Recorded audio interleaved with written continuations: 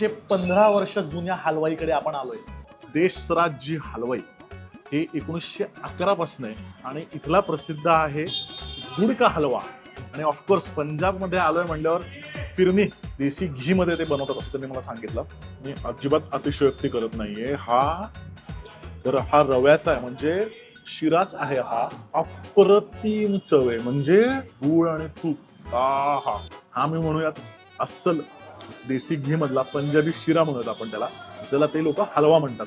सकाळी इथे पुरी सुद्धा मिळते, त्यामुळे पुरी आणि हलवा असं कॉम्बिनेशन करून सुद्धा लोक खातात.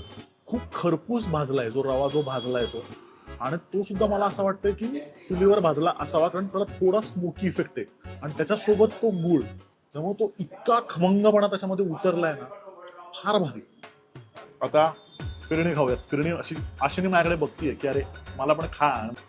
थंडगार आहे फिरणी, तांदळाचीच असते फिरणी.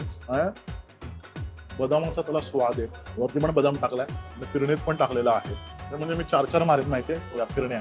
हे जे फिरणीचं असं रवाळ टेक्स्चर आहे ना, खूप सुरेख. या चवी आहेत ना, म्हणजे रेसिपी वगैरेच्या पलीकडच्या पिढ्यानपिढ्या चालत आलेल्या या चवी आहेत. आणि असं एक वेगळंच कल्चर आहे इथे या स्वीटचं. दोन्हीचं अप्रतिम.